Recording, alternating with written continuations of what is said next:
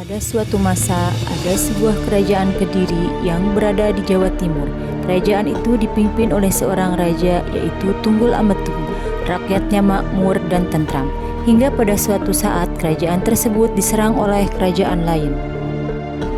Sudah dapat kita cari satu titikanya. Kerajaan kita akan diserang oleh kerajaan lain kalau hijau, apalagi kita kekurangan orang bagaimana ini. Maaf enggak, bagaimana kita mencari orang lain di desa-desa? Boleh juga dengan buku hijau. Baiklah, perintahkan kau untuk menjadi seorang kesatria yang gagah dan juga siap menjadi pasukan kerajaan kita. Baik, Buta, saya akan mencari dan segera akan Kebo Ijo pun bergegas untuk mencari panglima perang baru. Sampai pada suatu saat ia bertemu dengan Ken Arok. Terlihat tubuh Ken Arok yang gagah sedang berlatih bela diri di pekarangan. Kebo Ijo merasa bahwa ia orang yang dia cari. Saya Ken Arok, siapa namamu?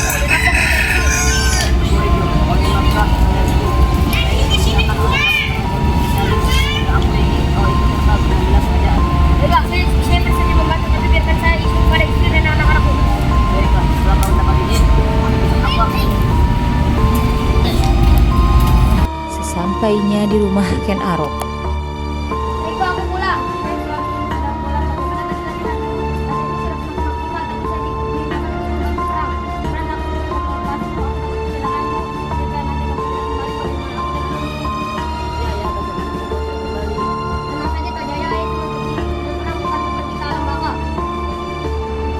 Buta, saya sudah menemukan orang yang pantas. Sebabnya dia, Ken Arok, sebenarnya ini sudah atas tentang pasukan kita. Baiklah, bagaimana dengan istri dan anak-anak? Keluarga, dia sudah, dia tidak bisa datang ke sini karena dia belum memiliki istri dan istrinya. Baiklah, sudah istri dan anaknya berpegang. Baik, Buta, saya laksanakan. keesokan harinya Kebo Ijo menjemput Ken Arok dengan keluarganya. Setibanya di kerajaan, mereka disambut ramah oleh keluarga kerajaan. Selamat datang di kerajaan bawah Ken Arok. Terima kasih, Paduka. Izinkan istri dan anak-anak kamu untuk tinggal di sini. Tentu saja Ken Arok.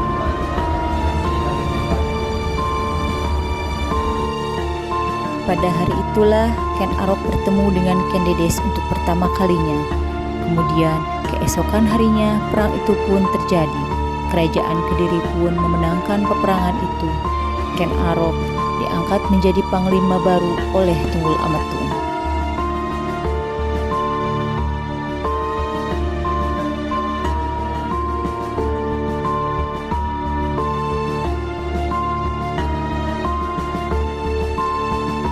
Saat itulah hari di mana keluarga kerajaan bersukacita. Mereka bergembira atas kemenangan perang, juga atas terangkatnya Ken Arok sebagai panglima kerajaan baru. Hari berlalu cepat, euforia tak terbendung masih begitu terasa, tapi tidak bagi Ken Dedes. Pada suatu malam, Ken Arok melihat sosok Ken Dedes yang sedang terlihat melamun sendirian. Tuanku, malam-malam kamu tidur saja. Ken Arok, kamu panggil saja. Aku hanya dengan kita tidur, Ken Arok. Ini dan saya. Ini enggak sedang Tiba-tiba Tohjaya dan Anuspati datang dengan muka curiga sekaligus penasaran. Ayah sedang ngapain? Ya, anakku. Tadi tidak sengaja bertemu dengan Ken Arok.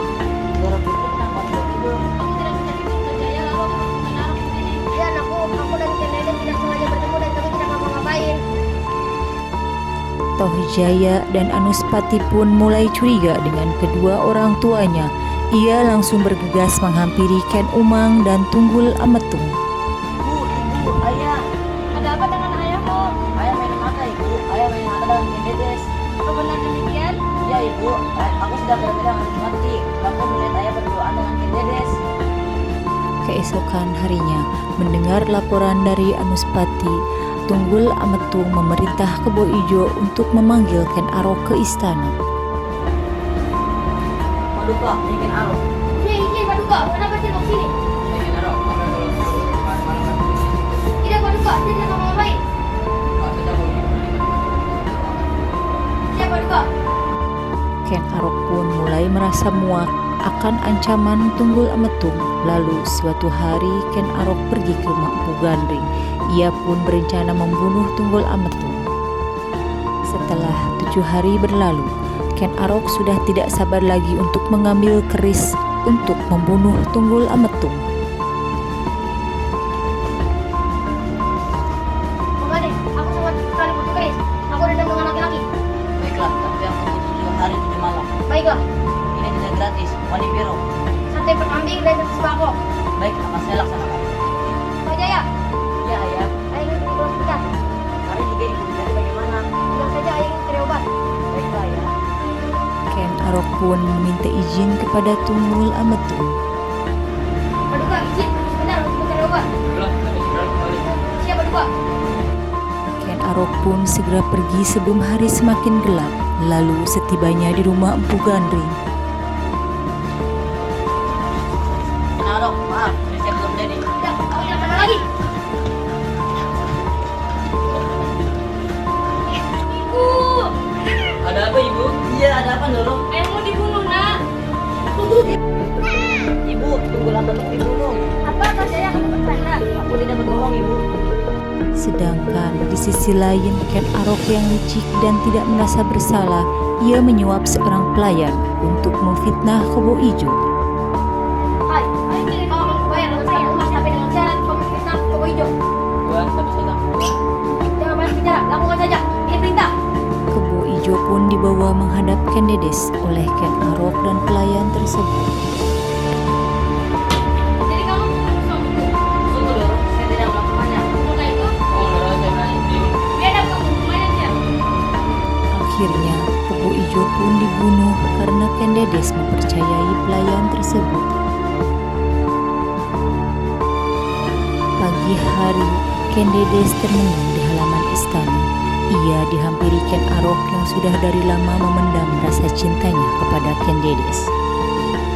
Kenapa kamu meninggalkan aku seperti ini? Jadi jangan sabar ya.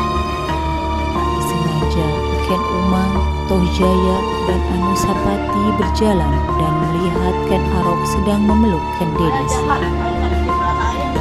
Tidak seperti yang kalian pikirkan. Ibu, aku sudah menyampaikan, Ibu. Tega. Atas kejadian tersebut, Ken Umang menyuruh Ken Arok untuk menikahi Ken Dedes. Bismillah. Alhamdulillah ya, sesuatu banget. Saya nikahkan Ken Dedes dengan Ken Arok dengan mahar 4 kilogram emas. Saya terima nikahnya Ken Dedes dengan mahar tersebut dibayar tunai. Para saksi sah. Semua telah terkubur bahagia.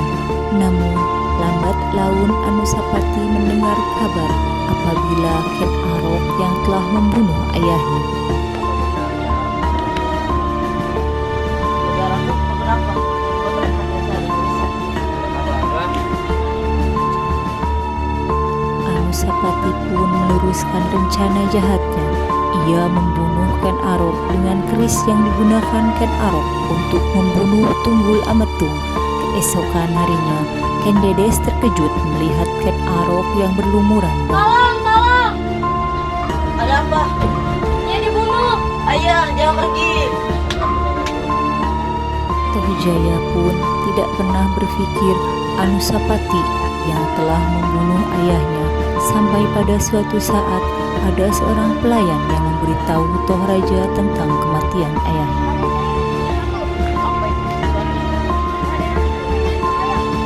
Apa itu? Toh Jaya yang murka, ia membawa keris ayahnya, kemudian ia memanggil Anusapati. Apa nih? Ada apa, saudaraku? Kurang ajar kamu. Kamu membunuh ayahku. Saudara siapa? Ayahku dulu membunuh aku. Kenapa kamu tuh? Ora iso. Kamu harus mati. Oh my god, darahnya banyak banget. Beberapa hari kemudian, pelayan itu pun dibunuh juga oleh Toh Jaya. Akhirnya, Toh Jaya menjadi Raja Singosari. Namun, Toh Jaya pun ikut meninggal dibunuh oleh keturunan dari Anusapati.